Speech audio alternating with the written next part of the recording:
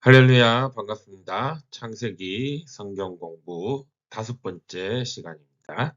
오늘은 창세기 11장부터 14장까지 말씀을 함께 나누겠는데요. 이제 드디어 아브라함이 등장합니다. 믿음의 조상이라고 그러죠.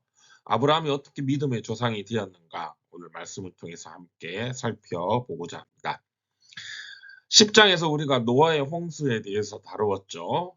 그 노아의 이야기가 끝나고 11장 아브라함의 이야기가 넘어가는데 11장 1절에 좀 뜬금없는 전반부의 이야기가 나옵니다. 바로 바벨탑 사건입니다. 그 이야기를 한번 살펴보면 사람들이 벽돌과 역청으로 성과 탑을 만들었다라고 말씀하고 있습니다. 이 벽돌과 역청으로 어떤 건물을 지었다. 이건 그만큼 그때의 당시의 기술들이 발달된 그런 사람들이라고 볼 수 있는 거죠. 오늘 4절에 보면 그들이 이렇게 말하죠. 또 말하되 자 성읍과 탑을 건설하여 그 탑 꼭대기를 하늘에 닿게 하여 우리 이름을 내고 온 지면에 흩어짐을 면하자 하였더니. 자, 이 4절 말씀에서 이들이 왜 이 성읍과 탑을 쌓았는지, 그것도 벽돌과 역청으로 이 성읍과 탑을 쌓았는지 이유를 볼 수 있죠. 먼저 그 이유가 무엇입니까? 이름을 내자라고 합니다. 그리고 또 온 지면에 흩어짐을 면하자. 그리고 탑의 꼭대기를 하늘에 닿게 하자. 이 세 가지 이유가 나오죠. 이름을 낸다는 건 뭡니까? 자기 이름을 낸다는 것은 이 세상의 주인이 나다 이거죠.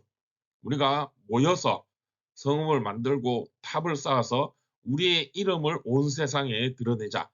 즉, 이 세상 주인이 우리다. 우리가 최고다. 그걸 나타내자는 거죠. 그리고 지면의 흩어짐을 면하게 하자. 성읍을 쌓고 또 탑을 높이 쌓아서 저 멀리에서도 그 탑을 보고 사람들이 모일 수 있도록. 그래서 온 세상 사람들을 다 모아보자 이런 거죠. 지면의 흩어짐을 면하자. 근데 여기서 우리가 이 지면의 흩어짐을 면하자 이런 말씀을 보면 이 앞서 하나님께서 하신 말씀이 기억이 나죠. 처음 아담과 하와를 지으시고 하나님이 그들에게 어떻게 하라 그러셨죠? 땅에 편만하게 또 땅을 정복하고 또 번성하고 또 생육하여 땅을 정복하라. 온 땅에 그렇게 땅을 정복하라. 그렇게 말씀하셨죠. 그러니까 흩어지라는 것은 하나님의 명령이었어요. 그래서 온 땅을 하나님의 말씀에 따라 잘 다스리라 하는 하나님의 명령이 있었죠. 그런데 지금 이 바벨의 사람들은 어떻습니까? 온 지면의 흩어짐을 면하자. 그렇게 흩어지지 않으려고 성읍과 탑을 쌓아 사람들을 모으려고 했다는 거죠. 왜? 그렇게 힘을 모아서 자기들의 이름을 내려고 하는 것이죠. 그리고 탑을 쌓았는데 그 탑의 꼭대기가 하늘에 닿게 하자. 이렇게 얘기하고 있습니다. 하늘은 어떤 것이죠? 하나님이 계신 것이죠. 그 하나님이 계신 하늘에 이 탑의 꼭대기를 닿게 하자라는 것은 하나님과 동등하게 되려고 하는 그런 마음들을 담고 있다는 거죠. 결국 하나님에 대한 도전입니다. 즉 하나님처럼 되고자 하는 욕심. 하나님이 이 세상의 주인이 아니라 우리가 이 세상의 주인이 되자. 그래서 이름을 내고 온 지면의 흩어짐을 면하도록 이 탑을 하늘에 닿도록 그렇게 높이 쌓아서 우리가 한번 이 세상의 주인 하나님 없어도 우리가 얼마든지 잘 살 수 있다. 우리가 세상의 주인이다. 그런 걸 나타내고자 하는 그런 모습이 바로 이 바벨의 성읍과 탑을 쌓은 사람들의 이유란 거죠. 이제 하나님께서 그들에 대해서 대응하신 모습이 나옵니다. 어떻게 하셨죠? 언어를 혼잡하게 하셨다라고 합니다. 오늘 11장 1절부터 보면은 뭐라고 말씀하고 있습니까? 그들의 말이 온 땅의 언어가 하나고 말이 하나였다라고 시작합니다. 이 말이 하나였다, 언어가 하나였다. 그것은 무엇을 의미할까요? 이 말이란 건 무엇입니까? 말은 나의 생각을 드러내는 수단이 말이에요. 그러니까 내 마음속에 내 생각이 어떠한지, 그러니까 내가 추구하고 바라는 바가 무엇인지, 내가 원하는 게 무엇인지 그것을 나타내는 게 그게 바로 언어라는 거죠. 이때 사람들이 언어가 하나였고 말이 하나였다라는 것은 무엇입니까? 생각이 하나였다는 거죠. 하나의 목표를 갖고 있었다는 겁니다. 그 목표가 무엇이었습니까? 탑을 높게 쌓고 그래서 이름을 내고 우리가 하나님처럼 되자. 하나님 없어도 우리가 하나님이 되어서 이 세상의 주인이 되자. 그런 생각, 그 하나의 생각을 갖고 말이 하나가 되어서 그렇게 서로 뭉칠 수가 있었다는 거죠. 그런데 하나님께서 그들의 말을 혼잡하게 하셨다는 거예요. 그건 결국 말이 다르다는 건 뭡니까? 생각이 달라졌다는 거예요. 그러니까 하나의 목표를 갖고 모였는데 서로 각자 자기만의 생각이 생겼다는 거죠. 자기 욕심이 생겼다는 거죠. 야, 내가 주인 되고 싶은데 내가 왜 쟤하고 같이 함께 해야 되지? 나 혼자 다 먹고 싶은데, 나 혼자 최고가 되고 싶은데 그런 마음이 생겼다는 거죠. 결국 그래서 온 지면에 흩어지게 되었다는 것입니다. 하나님께서 그 사람들의 말을 혼잡하게 만들었다. 즉 그들의 생각을 서로 같이 하지 못하게 만드셨고 그래서 그들이 결국 각자 자기의 욕심에 따라 지면에 흩어지게 하셨다라는 거죠. 처음 하나님께서 아담과 하와에게 사람에게 주셨던 그 명령대로 이렇게 흩어진 모습이 보이게 되었죠. 그리고 그 8절 말씀, 8절 말씀에 보면 도시 건설을 그쳤다. 그 도시를 건설하기를 그쳤다라고 말합니다. 이 도시라는 것은 이 성읍이라는 말을 의미하는 겁니다. 그러니까 우리는 이제 이 11장 전반부의 말씀을 보면 이 바벨 그러면 바벨 탑을 생각하죠. 바벨 탑만 생각하고 탑이 이 뭐 탑 얘기만 우리가 보고 있습니다. 뭐 탑이 중요하기도 하지만 사실 더 중요한 것은 탑이 아니고 성읍이죠. 함께 모인 그 성읍을 만들고 그렇게 또 그 성읍에 더 많은 사람들을 모으기 위해서 탑을 쌓았다는 거예요. 그러니까 우리가 모여야 되겠죠. 그런데 왜 모여야 되는지 우리가 모여서 어떤 목적을 가져야 되는지 그게 바르고 분명해야 된다는 것입니다. 우리가 교회로 모였으면 교회의 가장 중요한 목적은 무엇일까요? 하나님을 예배하는 거죠. 그 목적에 합당한 모습을 가져야만이 참된 교회의 모습을 우리가 보일 수 있고 또 거기에 하나님이 함께 하시며 하나님의 뜻을 이룰 수 있다는 거죠. 만약에 그러한 이 교회의 목적이 분명하지 못하고 또 그 목적이 잘못되어졌다면 그것은 참된 교회의 모습이 아니라는 것입니다. 하나님께서 그런 그릇된 모습을 다시 바로 잡아 주실 것입니다. 이제 그 지역의 그 땅의 이름을 하나님께서 바벨이라 정하셨습니다. 이 바벨은 이후에 성경에 가장 큰 이스라엘의 대적이라 할 수 있는 또 하나님의 대적이 될 수 있겠죠. 바벨론의 기원이 되는 그런 이름이 바벨입니다. 이 바벨이 어디서 나왔냐? 보통 이제 우리가 보기를 혼잡하다라고 하는 뜻의 발랄이라고 하는 말에서 기원됐다고 볼 수 있습니다. 우리가 혼잡하다는 건 앞서 이 위에서 본 대로 하나님께서 그 언어를 혼잡하게 하셨던 바로 그 말. 그러니까 바벨이라는 것은 언어가 혼잡하게 되어서 서로 각자 자기의 욕심을 쫓아 사는 그런 인생들의 모습을 대면하는 이름이 바벨이라 할 수 있습니다. 자, 이렇게 이제 바벨의 이야기가 끝이 나고 10절부터는 또 족보가 나옵니다. 셈의 족보가 쭉 이어지죠. 그러면서 26절에 데라라고 하는 인물이 나오고 27절부터는 데라의 족보가 이어집니다. 이 데라가 누구냐? 바로 아브라함의 아버지가 데라입니다. 그러니까 이 10절부터 나오는 이 족보는 아브라함의 조상들의 그 족보인 거죠. 그러니까 아브라함이 이 누구의 후손으로부터 나왔는가? 뭐 이 아버지 데라가 나오고 그 위에 이제 셈이 나오고 셈은 또 노아고 노아에서 또 이제 그 아담의 셋자 셋과 아담으로 이어지는 그런 이제 우리가 지금 이 11장까지 오면서 이 많은 족보들이 나오죠. 그 족보들이 결국에는 어떤 족보를 누구의 족보를 말씀하고 있는 것입니까? 믿음의 사람의 족보를 말씀하고 있죠. 그러니까 아브라함이 그냥 뜬금없이 등장한 인물이 아니라 이런 믿음의 열조들을 따라 나오는 족보의 그 후손이다라는 것을 또 보여주고 있죠. 여기서 이제 데라가 나옵니다. 아브라함의 아버지 데라죠. 이 데라는 세 아들이 있습니다. 그 아브라함과 나홀과 하란. 그런데 이 하란이 먼저 죽었다라고 28절에 나오죠. 원래 우르 갈대아 지역의 우르라는 도시에 살고 있었던 이 데라와 그 세 아들인데, 뭐 어떤 이유인지는 모르지만 하란이 그 아버지 데란보다 먼저 죽는 그런 일이 일어나게 됩니다. 그래서 데라가 이제 자기의 고향 우르를 떠나 가나안 땅으로 가려고 하죠. 그런데 이 아버지 데라, 아브라함의 아버지 데라는 가나안까지 가지 못하고 중간에 하란이라는 곳에 머물게 됩니다. 하란은 그 죽은 아들의 이름이죠. 아마 그 지역이 좋았던 것 같아요. 그리고 그래서 거기에 머물면서 아들의 이름을 따서 하란이라고 지었던 것 같아요. 그런데 이 데라가 보면은 우르에서는 떠났지만 우리가 잘 알고 있는 약속의 땅 가나안, 하나님이 데라에게 그 가나안 땅에 대한 약속을 주셨는지는 성경에 나오지는 않습니다. 그런데 분명 데라가 가나안으로 가려고 했다라고 말씀을 하고 있죠. 그런데 가지 못했어요. 중간에 머물러서. 그러니까 이것도 저것도 아닌, 우르를 완전히 떠나버린 것도 아니고 또 가나안 땅에 완전히 간 것도 아니고 그 중간쯤 어정쩡한 그런 데라의 모습을 말씀하고 있죠. 이렇게 11장이 막을 내립니다.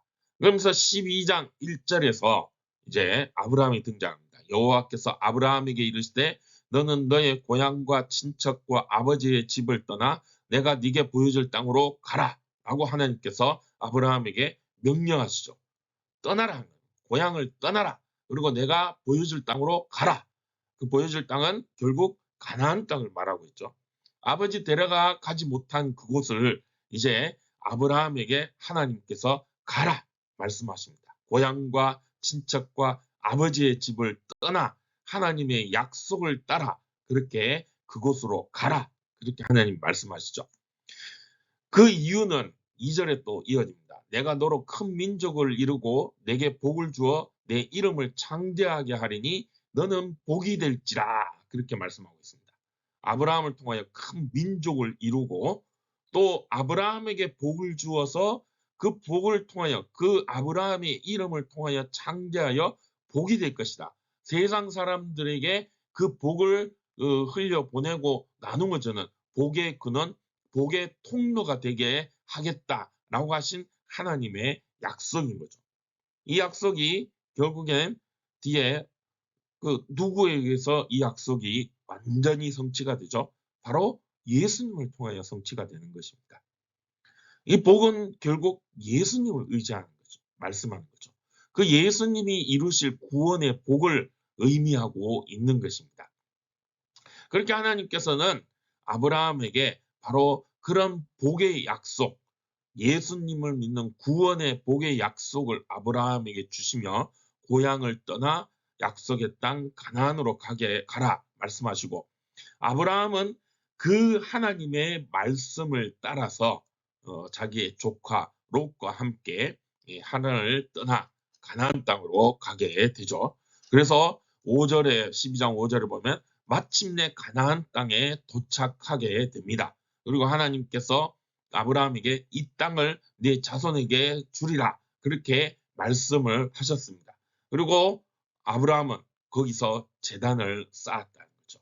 그리고 8절에 보면 그렇게 그곳에 있으면서도 한 곳에 있지 못하고 계속 이제 이동하는 이 아브라함의 모습이 나오는데, 그런데 그럴 때마다 아브라함이 꼭 했던 행동이 있죠. 뭡니까? 여호와께 제단을 쌓고 여호와의 이름을 불렀다. 그러니까 아브라함은 가는 곳마다 하나님을 찾고 하나님의 뜻을 쫓았어요. 내가 가야 할 곳이 어딘지, 내가 머물러야 할 것이 어디인지, 즉 하나님이 나와 함께 하시는가, 그것을 찾는 그런 행동이 바로 단을 쌓고 하나님의 이름을 불렀다. 이게 결국 무엇입니까? 예배를 의미하는 거죠.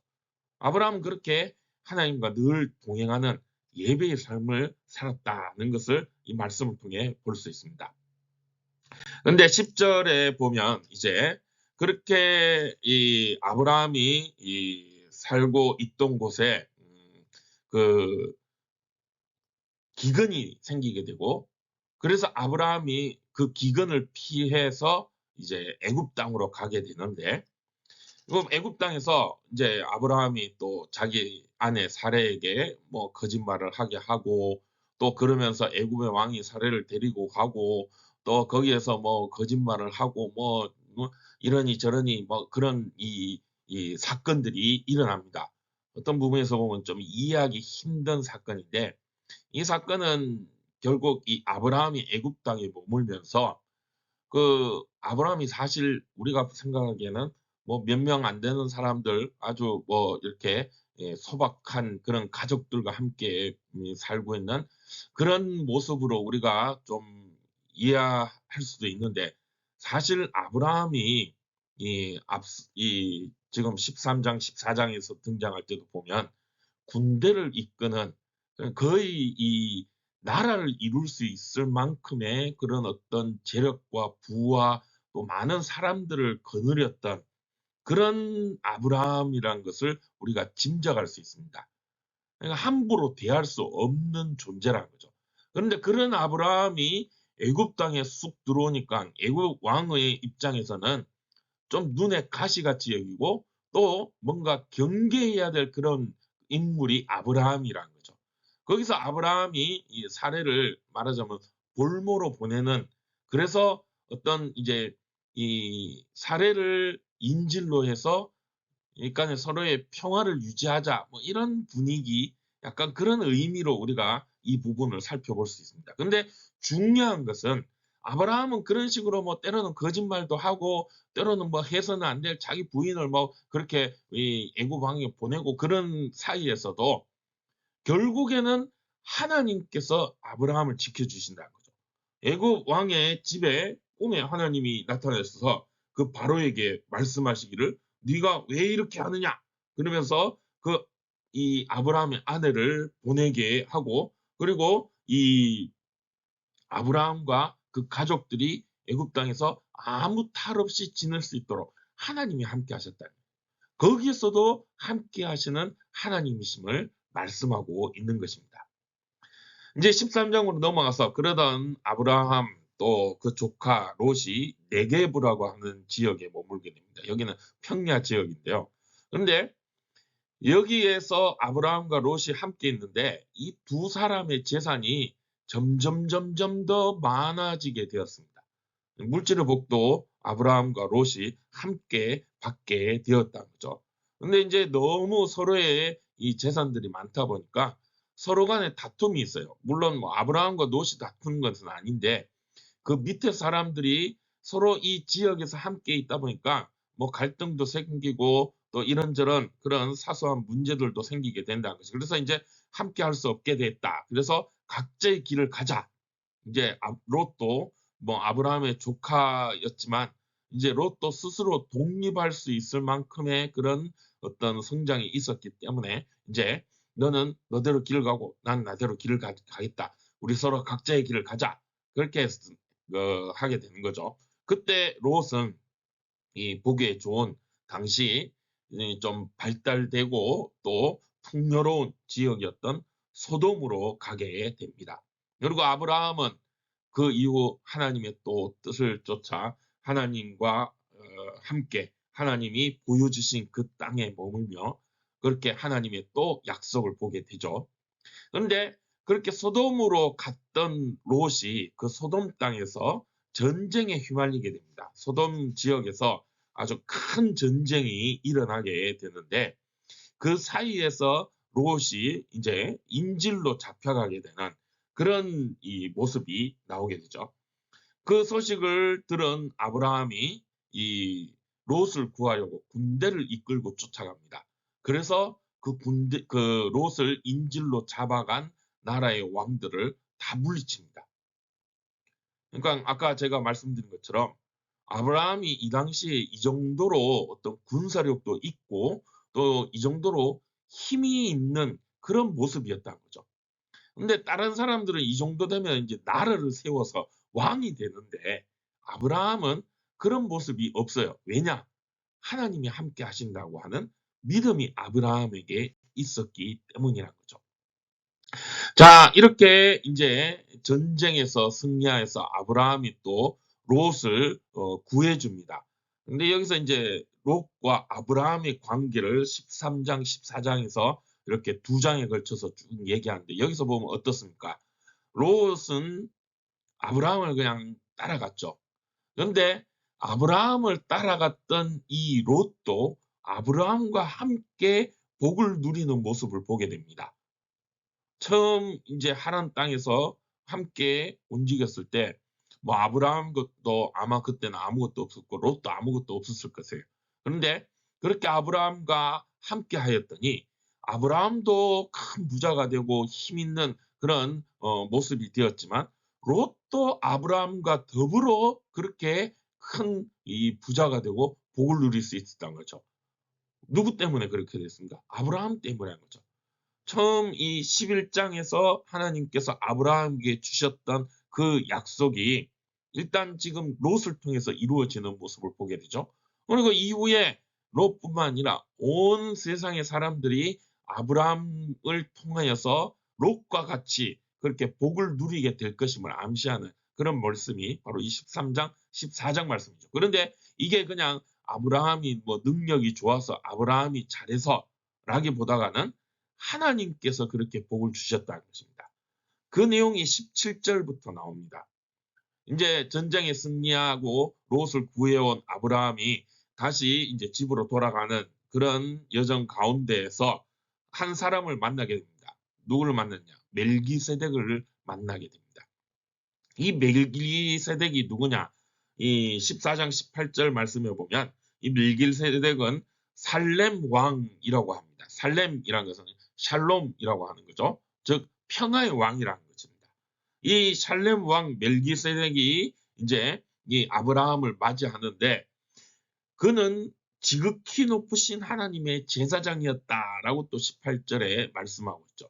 이 멜기세덱은 하나님을 믿는 제사장의 인물이었다라고 여기 18절에서 소개합니다. 그런데 멜기세덱은 여기서 등장하고 끝이에요. 이 멜기세덱이 누구의 후손이었는지 그 조상이 누구였는지 또 그가 어떻게 하나님을 믿고 어떻게 하나님의 제사장이 되었는지 이런 부분은 성경 어디에도 없어요. 이 멜기세덱이 여기 창세기 14장 18절에 등장하고 이후에 언제 등장하면 히브리서에서 딱 한 번 등장하고 이렇게 성경에 두 번 등장하는데 히브리서에서는 이 멜기세덱에 대해서 말씀하기를 예수님의 예표로 말씀하고 있습니다.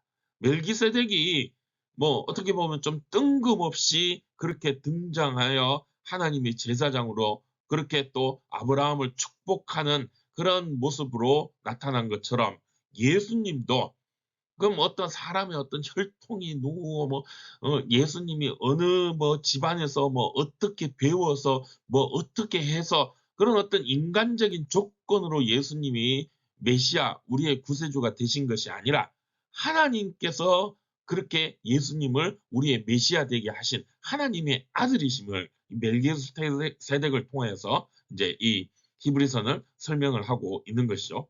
즉 지금 이 멜기세덱이 아브라함에게 축복을 하게 되고 또 거기서 아브라함이 이 멜기세덱에게 11조를 드리는 모습이 또 등장합니다. 이것은 아브라함의 믿음의 고백인 거죠. 이 모든 일, 즉 이 소돔에 일어났던 이 큰 이 세계 대전입니다. 막 이 나라가 5개, 6개의 나라들이 막 전쟁을 하는 그런 아주 큰 전쟁이었는데 그 가운데에서 아브라함이 또 승리하게 되고 또 그 가운데서 그 아브라함이 그 전쟁에 끼어든 것도 롯을 구하기 위함이었죠. 롯도 무사히 구할 수 있었고 그런데 이 모든 전쟁이 아브라함은 내가 힘이 있어서 내 능력으로 내가 이제 전쟁을 잘하니까 내가 뭐 이렇게 큰 이 강력한 군대를 거느렸어. 그걸 자랑한 것이 아니라 이 모든 것이 하나님이 하셨습니다. 라고 고백합니다. 그래서 이 이 23절에 보면 아브라함이 뭐라고 얘기하냐 하면은 이 전쟁에서 승리했는데 나는 이 전쟁에서 뭐 물건 하나라도 나는 챙기지 않겠다.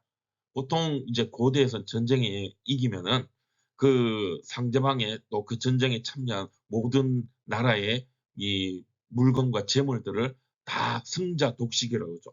다 자기 걸로 만듭니다. 그런데 아브라함은 그렇게 안 했어요. 왜냐? 이 전쟁은 하나님이 하신 것이기 때문이다. 그러면서 아브라함은 오히려 11조를 하나님께 드리는 모습이 있습니다. 이 11조의 의미가 바로 여기에서부터 시작하는 거죠. 하나님이 하셨다는 신앙의 고백인 거예요. 우리도 11조를 드리죠.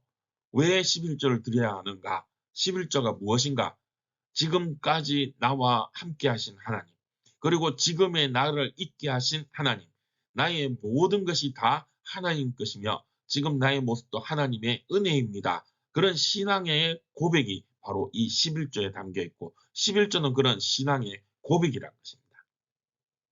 자, 이렇게 이제 14장 말씀이 몇 개 됩니다. 우리가 11장부터 14장까지 보았습니다.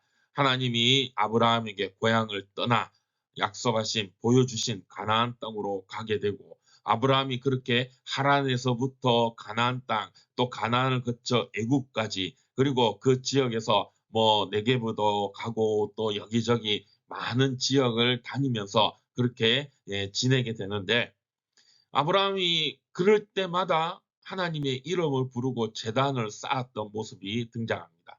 그리고 아브라함도 그런 과정들 가운데 뭐 실수도 하고 잘못도 하고 또 거짓말도 하는 그런 모습들도 등장하기도 합니다. 그런데 중요한 것은 이 11장부터 14장까지 이 핵심이 되는 것은 무엇이냐? 그럼에도 불구하고 하나님이 아브라함과 함께 하셨다는 것입니다. 하나님의 그 약속이 마침내 계속해서 뭐 아브라함은 뭐 그 약속을 때로는 잊어버리기도 하고 깨버리기도 할지라도 하나님은 결코 그 약속을 잊지 않고 신실하게 그 약속을 지켜가셨다. 그리고 아브라함은 그런 신실하신 하나님 앞에서 그 믿음이 더욱 성장되어 가는 모습을 오늘 11장부터 14장까지 말씀에서 함께 살펴보았습니다. 다음 주 15장부터 더 성장한 아브라함의 믿음의 모습들을 한번 살펴보도록 하겠습니다. 오늘 말씀 가운데서 우리는 이 아브라함에게 주신 하나님의 언약을 한번 생각해 보기를 원합니다. 아브라함에게 주신 그 언약이 지금 나에게는 어떤 의미가 되는지 한번 묵상해 보시고 함께 나누어 보았으면 좋겠습니다. 다음 주는 15장부터 19장까지 말씀으로 함께 은혜를 나누고자 합니다. 한번 읽어보시고 또 묵상하고 다음 주 이 시간에 만나 뵙기를 원하겠습니다. 또 한 주간 또 하나님 안에서 평안하시기를 축복합니다. 샬롬.